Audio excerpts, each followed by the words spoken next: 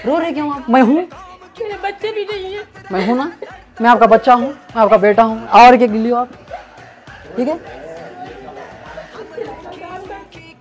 ठीक है। हेलो, इससे और नहीं रोने की जरूरत नहीं मेरी माँ। मैं आज ये उत्तराखंड की जमीन पे आया तो मेरे को अल्लाह भेजा ना। पिछले कुछ दिनों में ये वीडियो शायद आपकी सोशल मीडिया फीड पर आया हो सकता है कि आपको इस वीडियो में दिख रहे शख्स का चेहरा भी याद हो। जो लोग इन्हें नहीं जानते उन्हें बता दें कि इनका नाम सलमान खान है और हैदराबाद यूथ करेज नाम के एनजीओ के एक सदस्य हैं। सोशल मीडिया पर वायरल वीडियोस पर भरोसा किया जाए तो सलमान हल्द्वानी के बनभूलपुरा में मदरसे और मस्जिद के ध्वस्तीकरण के बाद भड़की हिंसा के पीड़ितों को घर घर जाकर पैसे बांट रहे थे। इस हिंसा में 5 लोगों ने अपनी जान गंवाई थी। सलमान की वीडियो सोशल मीडिया पर वायरल होने के बाद नैनीताल पुलिस ने इनके खिलाफ जांच शुरू कर दी। पुलिस ने संबंधित एजेंसियों से अनुरोध किया कि इनके एनजीओ के सभी अकाउंट सीज कर लिए जाएं।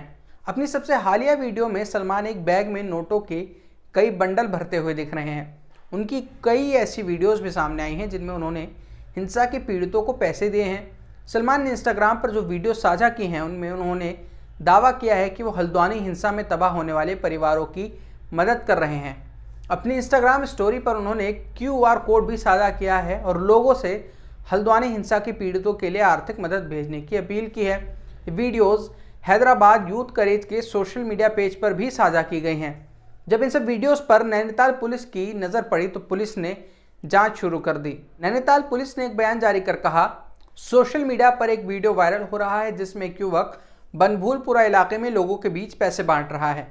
पुलिस इस संबंध में जांच कर रही है। एनजीओ के खाता संख्या, पंजीकरण संख्या, पैन नंबर से संबंधित जानकारी आयकर विभाग और अन्य एजेंसियों को भी दी गई है जिसके द्वारा आवश्यक कार्रवाई की जा रही है। हैदराबाद यूथ करेज एनजीओ को दान देने वालों की भी पहचान की जा रही है। एनजीओ की जांच करना और उसके खातों की जानकारी निकालना समझ आता है, लेकिन किसी एनजीओ को दान देने वालों की पहचान करना समझ से बाहर है। हम तो उस देश में रहते हैं जहां कुछ समय पहले तक राजनीतिक पार्टियों को भी चंदा गुमनामी में दिया जा रहा था। पुलिस ने अपने बयान में कहा है, उक्त एनजीओ का खाता एवं रजिस्ट्रेशन नंबर जब्त करने की कार्रवाई की जा रही है।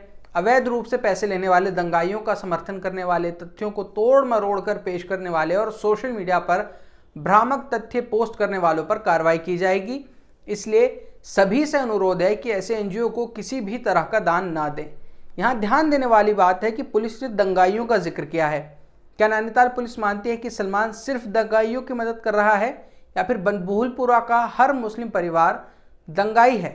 जब सोशल मीडिया पर ये बातें चलने लगी कि सलमान सिर्फ मुस्लिम परिवारों की मदद कर रहा है तो उसने अपने एक्स अकाउंट पर ये वीडियो पोस्ट की जिसमें वो कह रहा है कि हैदराबाद यूथ करेज धर्म देखकर लोगों की मदद नहीं करता।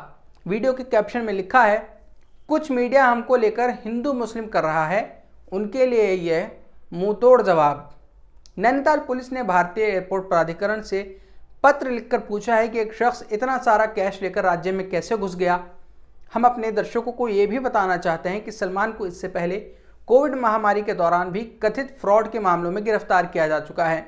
एक मामले में उन पर आरोप था कि उन्होंने एक गरीब बेवा के इलाज के नाम पर लोगों से चंदा इकट्ठा किया, लेकिन डोनेशन के जरिए जो भी रकम आई उसका ज़्यादातर हिस्सा सलमान ने अपने अकाउंट में ट्रांसफ़र कर लिया। इस मामले का अंत किस तरह हुआ इसकी जानकारी फिलहाल वतन समाचार के पास नहीं है, लेकिन सलमान खान की कथित समाज सेवा अब भी जारी है। नैनीताल पुलिस की ओर से शुरू की गई कार्रवाई पर आपका क्या कहना है, हमें कमेंट्स में बताइए और जुड़े रहिए वतन समाचार के साथ। अगर आप हमारे चैनल पर नए हैं तो हमारे चैनल को सब्सक्राइब करिए और बेल आइकन दबाइए ताकि हमारी सारी अपडेट्स सबसे पहले आप तक पहुँचें।